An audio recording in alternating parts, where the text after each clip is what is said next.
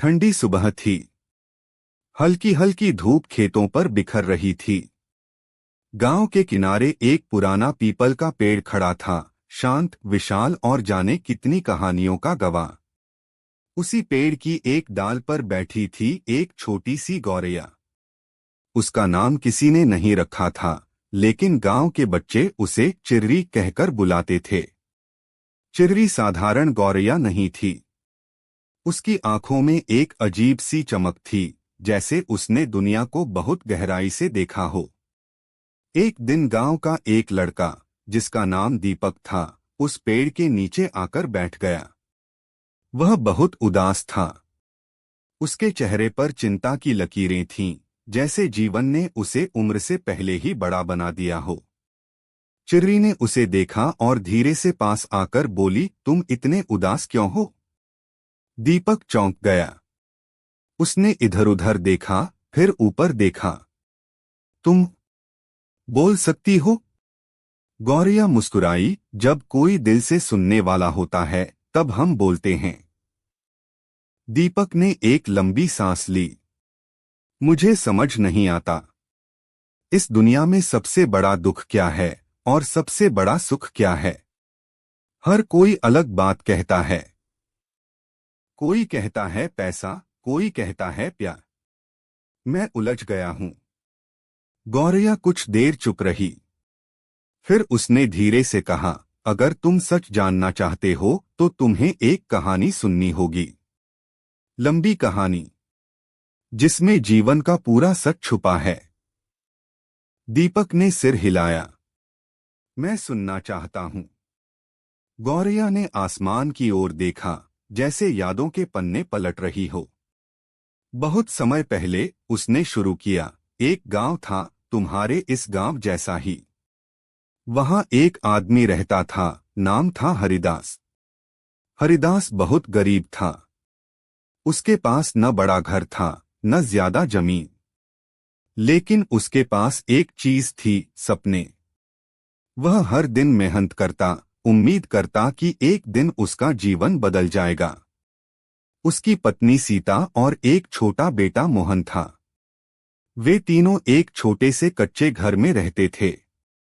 गरीबी थी, लेकिन परिवार में प्यार था। हरिदास अक्सर सोचता, अगर मेरे पास पैसा होता तो मैं अपने परिवार को खुश रख पाता। वह दिन रात मेहनत करता, खेतों में काम करता, दूसरों के लिए मजदूरी करता। धीरे धीरे उसने कुछ पैसे जोड़ लिए। एक दिन उसने फैसला किया, अब मैं शहर जाऊंगा। वहां काम करके बहुत पैसा कमाऊंगा। सीता ने कहा, हमें पैसे से ज्यादा तुम्हारी जरूरत है। लेकिन हरिदास नहीं माना। बस कुछ साल, फिर मैं लौट आऊंगा और हमारी जिंदगी बदल जाएगी। वह शहर चला गया। शहर में उसने बहुत मेहनत की, दिन रात काम किया। धीरे धीरे उसके पास पैसा आने लगा। उसने अच्छा घर लिया, नए कपड़े खरीदे और खुद को सफल मानने लगा। लेकिन एक चीज धीरे धीरे उससे दूर हो रही थी, उसका परिवार। वह महीनों तक घर नहीं जाता, फोन भी कम करता। उसे लगता, मैं यह सब उनके लिए ही तो कर रहा हूं। उधर गांव में सीता और मोहन उसका इंतजार करते रहते। हर त्योहार पर, हर शाम को हरिदास की कमी उन्हें महसूस होती। एक दिन मोहन ने अपनी माँ से पूछा, पापा कब आएंगे? सीता की आंखों में आंसू आ गए, जल्द आएंगे बेटा। लेकिन वह जल्द कभी नहीं आया। साल बीत गए। हरिदास अब बहुत अमीर हो चुका था। उसके पास सब कुछ था, पैसा, बड़ा घर, नौकर चाकर। लेकिन एक दिन जब वह अपने बड़े घर में अकेला बैठा था, उसे एक अजीब सी खालीपन महसूस हुआ। उसने सोचा, मैंने सब कुछ पा लिया, फिर भी मुझे खुशी क्यों नहीं मिल रही? उसे अपने गांव की याद आई। सीता की मुस्कान, मोहन की हंसी, वह छोटा सा घर। वह तुरंत गांव लौट गया। लेकिन वहां पहुंचकर उसने जो देखा, उसने उसकी दुनिया हिला दी। घर टूटा हुआ था, आंगन सूना था। पड़ोसियों ने बताया सीता कुछ साल पहले बीमार पड़ गई थी, इलाज के पैसे नहीं थे और वह चली गई। हरिदास के पैरों तले जमीन खिसक गई और मोहन, वह शहर चला गया तुम्हें ढूंढने। हरिदास वहीं बैठ गया। उसका दिल टूट चुका था। जिस पैसे के लिए उसने अपना परिवार छोड़ा था, वही पैसा अब उसके किसी काम का नहीं था। वह रोता रहा, चिल्लाता रहा, मैंने क्या कर दिया। गौरिया यहां तक बोलकर चुप हो गई। दीपक की आंखें नम हो चुकी थीं। फिर क्या हुआ? गौरिया ने धीरे से कहा, यही है संसार का सबसे बड़ा दुख। दीपक ने पूछा, सबसे बड़ा दुख क्या? गौरिया बोली, सब कुछ होने के बाद भी अपने खो देना। जब तुम देर से समझते हो कि असली खुशी क्या थी और तब तक वह तुम्हारे हाथ से जा चुकी होती है। दीपक कुछ देर चुप रहा। और सबसे बड़ा सुख? गौरिया मुस्कुराई। उसकी कहानी भी सुनो। उसी गांव में एक और आदमी रहता था, नाम था रामू। वह हरिदास से भी ज्यादा गरीब था। उसके पास जमीन नहीं थी, बस एक छोटा सा झोपड़ा और 2 वक्त की रोटी भी कभी कभी मुश्किल से मिलती थी। लेकिन एक चीज थी जो उसे खास बनाती थी, उसका दिल। वह हमेशा खुश रहता, दूसरों की मदद करता, चाहे उसके पास खुद कुछ न हो।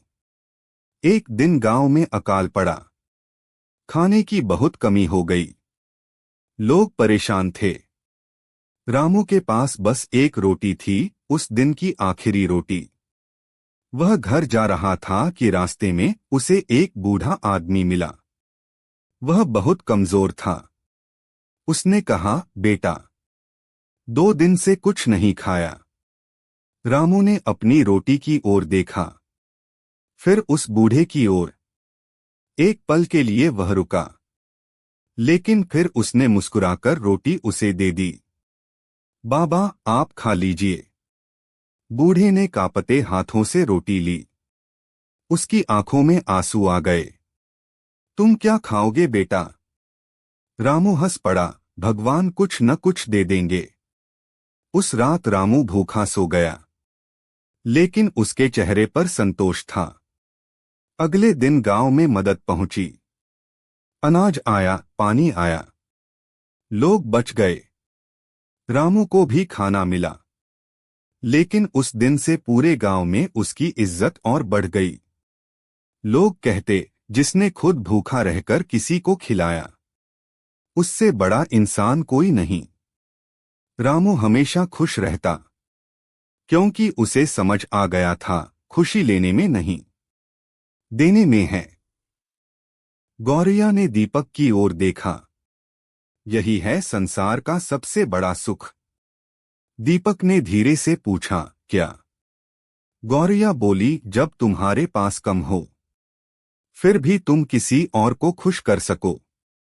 जब तुम्हारा दिल भरा हो, चाहे तुम्हारी जेब खाली हो। जब तुम किसी के आंसू पोंछ सको, बिना किसी उम्मीद के। दीपक की आंखों में अब एक नई चमक थी। तो असली सुख और दुख हमारे पास क्या है, इसमें नहीं, बल्कि हम क्या खोते और क्या देते हैं, इसमें है। गौरिया ने सिर हिलाया। दुख तब होता है जब हम अपनों को खो देते हैं, अपने रिश्तों को नजरअंदाज कर देते हैं। और सुख तब होता है जब हम अपने दिल से दूसरों के लिए जीते हैं। दीपक ने आसमान की ओर देखा। उसे लगा जैसे आज उसे जीवन का सबसे बड़ा सच मिल गया हो। वह उठ खड़ा हुआ। धन्यवाद। लेकिन जब उसने ऊपर देखा, गौरिया वहां नहीं थी। सिर्फ हवा चल रही थी और पीपल के पत्ते सरसराते हुए जैसे कह रहे थे, सुख और दुख बाहर नहीं, तुम्हारे भीतर हैं। उस दिन के बाद दीपक बदल गया। वह अपने परिवार के साथ समय बिताने लगा, छोटी छोटी चीजों में खुशी ढूंढने लगा और जब भी उसे मौका मिलता वह दूसरों की मदद करता, क्योंकि अब वह जान चुका था सबसे बड़ा दुख है देर से समझना और सबसे बड़ा सुख है समय रहते समझ जाना। और शायद यही जीवन का असली अर्थ है।